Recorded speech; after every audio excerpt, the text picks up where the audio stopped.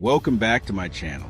In this video, we're diving into the long-standing conflict between the Trouble Gangster Crips and the 57 Neighborhood Crips. Both gangs came into prominence during the 1990s, aligning themselves with larger Crip factions. The Trouble Gangster Crips fell under the Gangster Crip Alliance, also known as the Gangster Car. Naturally, they clicked up with others in that car, like the Fives and Hoovers, especially the Five Deuce Hoovers, whose territory was close by. Since the Five Deuce Hoovers were the only Hoover set that still claimed Crip, it brought the Troubles into alignment with all Hoover sets. 57 Neighborhood Crips. On the flip side, around the same era, the 57 Neighborhood Crips were forming. Alongside them were the 55s and the 58s, and together they created an alliance known as the Rolling 50s.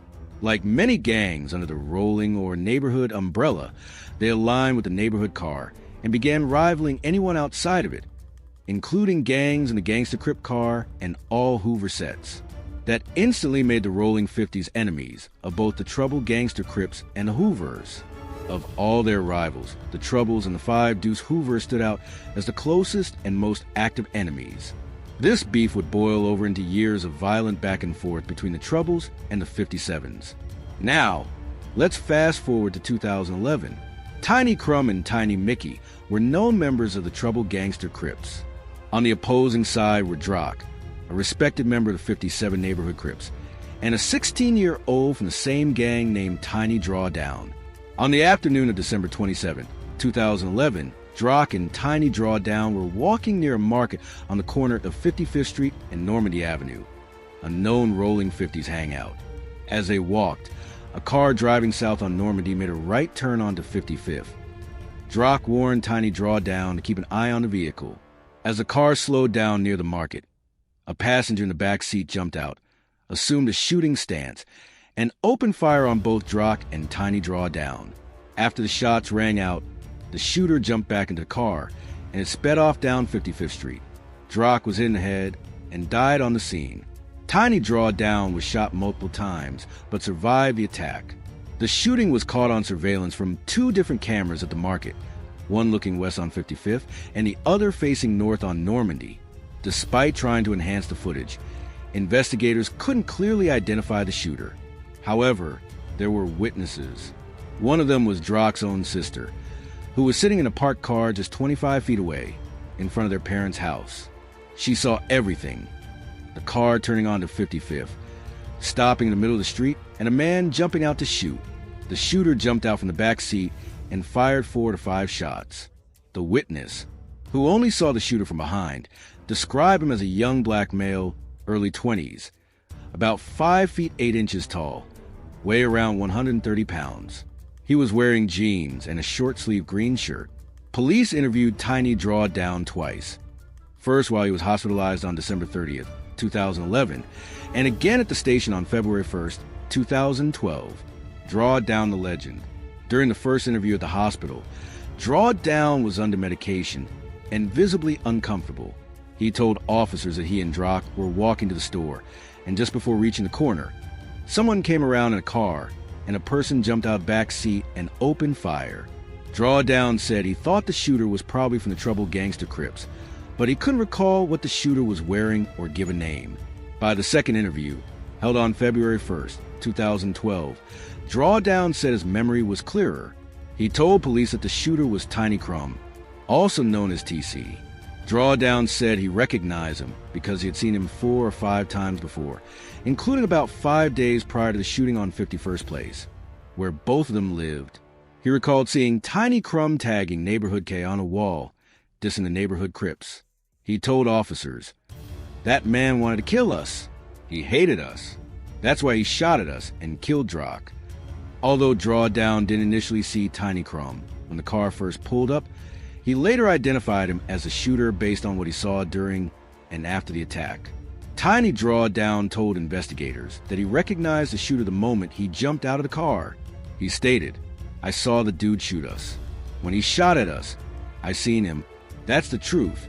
I really did see him shoot us." Drawdown provided a physical description and later identified Tiny Crumb from a photo lineup, affirming, "That's the dude who shot me." He followed up with a written statement, saying, "The picture I circled looks like the guy who committed the crime.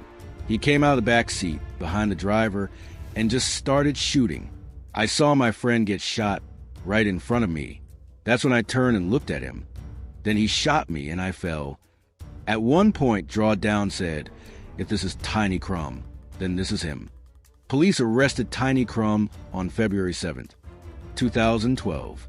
During the interrogation, detectives tried to pressure him by claiming they had security footage of the shooting and showed him a photo of Tiny Mickey's car at the crime scene. Despite this, Tiny Crumb denied any involvement. Later, police placed an informant in a cell with Tiny Crumb, wired with audio and video surveillance. The informant claimed to be from 74 Hoover, a gang allied with the Trouble Gangster Crips. Feeling comfortable, Tiny Crumb opened up.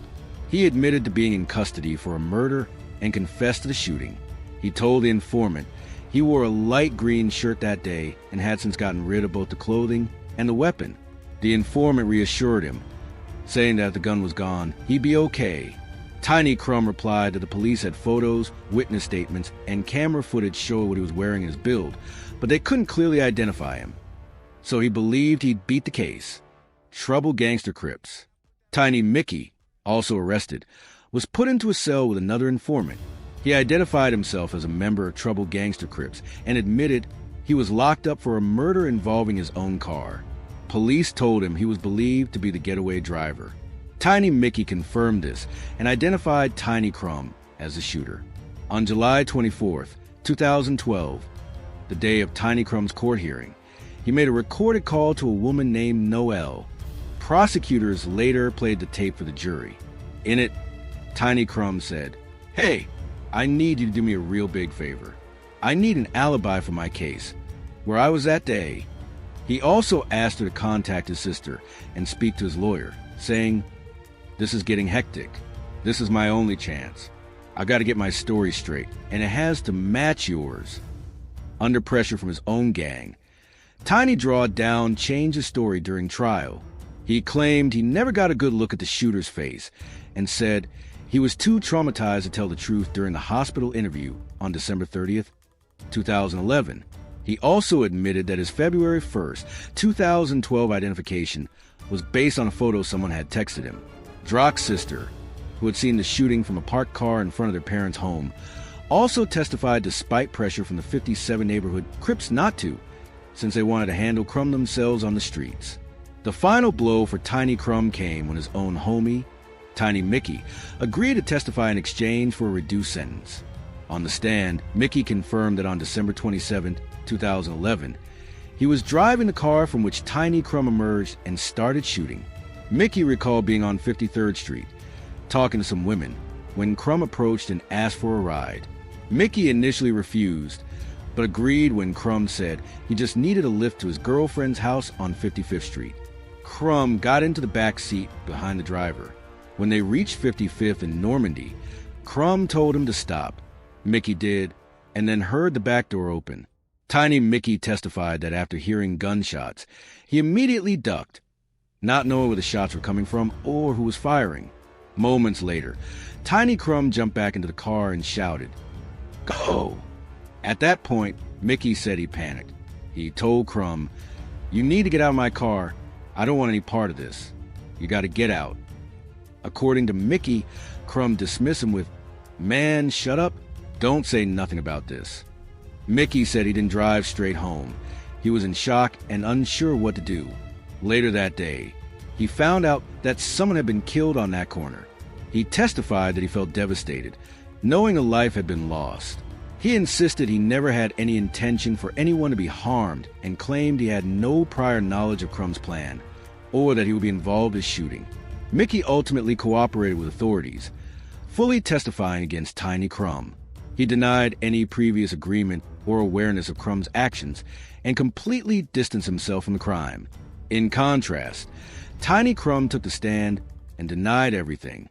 He claimed he never entered Tiny Mickey's car on December 27, 2011, and insisted he didn't possess a firearm that day.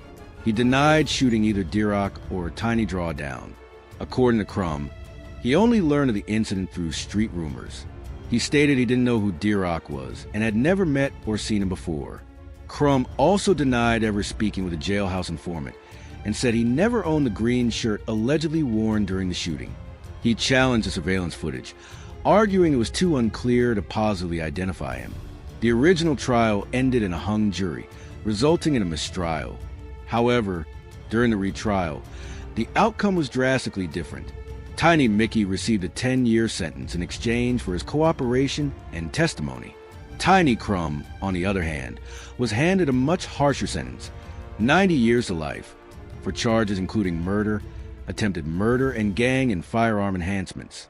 As of now, Tiny Crumb is 31 years old and has been incarcerated since 2015. His earliest possible parole date is set for 2035.